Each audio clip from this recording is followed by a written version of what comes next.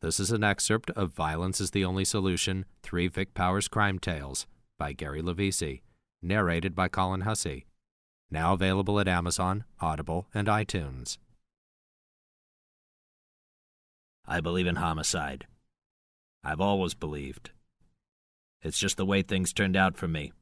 There was no choice, no alternative I could ever see. The choice was simple: kill the evil or let it devour you. And let me tell you, the evil has one hell of an appetite. Ever since I was a kid, and was always so damned hungry. I've lived a while, done some things, been involved in some things. Killing has never really bothered me. Not all that much. As long as it was some scumbag who deserved killing, that is, and Lord knows there's plenty of those. I am always careful, though. Usually. It's crucial. So I always make sure. Never break my golden rule. Never, ever kill an innocent person. Never. That's the one sure way to damnation. And that's a road down into hell you do not want to take. My one law is this: if you're not sure a person is an innocent, then don't do it. Just don't do it. Do not do it. Leave them alone. Walk away. If you gotta, run away. But that's all by and by what was on my mind lately. I was beginning to get a mite testy with my country recently. Stuff I'd found out about the Vietnam MIAs, 2 different CIAs fighting a secret war with each other, and the dirty deals to open trade with the same people in Nam who had murdered our soldiers. Others doing worse, selling children for sex in Thailand to American buyers, sex tourists. I'd like to crack their heads, the sellers and the buyers. Keep that whole market underground where it belongs, 6 feet underground. I thought of Crazy Jack Rodriguez blasting away at Congress, a man who had originally been imprisoned unjustly, then who had unwittingly discovered a secret book that I had mailed to the Washington Post. A book that had disappeared like it had never existed at all. I mean, Amelia Earhart and Jimmy Hoffa had nothing on disappearances when it came to that damn book being lost and forgotten. And the information in that book, well, I knew now it would never, ever see the light of day.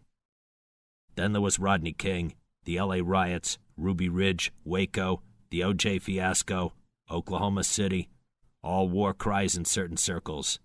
Then there was a slew of recent court verdicts and trials that split the country right down the middle, splitting Americans against each other, not to mention a presidential campaign and fundraising scam that was so crooked it made Tricky Dick Nixon look like a novice and a downright honorable SOB by comparison.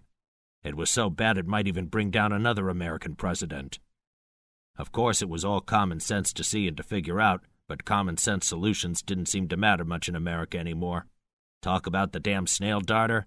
Common sense was the real endangered species in the 1990s in America. My country had become a nation where one side was forever at war against the other, and everyone had to choose up sides to survive, and there was no one left honest enough to say the truth, or powerful enough to say the truth and get away with it, without getting screwed, so he or she wouldn't have their life and career destroyed. We were fast becoming a nation of sheep, where racists of every type, politically correct stormtroopers, self-serving hypocrites, and lying demagogues bought their way to power and out of crimes any average Joe or Jane would see serious prison time for, and no one seemed to care or know what to do about it. I'd had it with all the bullshit. It seemed that everyone from mutant Klan and Nazi morons to anti-white racist black militants and irate hate-filled Muslim sects was in our face every day lately, shouting, "Kill the evil white man! Kill the damn blacks! Kill the Jews! Kill the..." Well, you can fill in the blank. Kill them all is all too many people only understand. Everyone at each other's throats.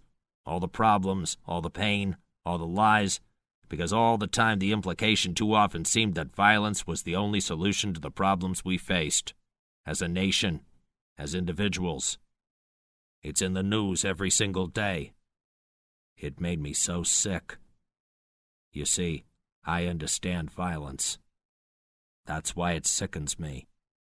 Yeah, me, Vic Powers, killer and louse, and a real bad guy. Some say too dangerous to let live. Them that tried to alter that reality are no longer with us. Yeah, so I'm a bad one. Sometimes. But I'm not an evil one. And there's a big difference.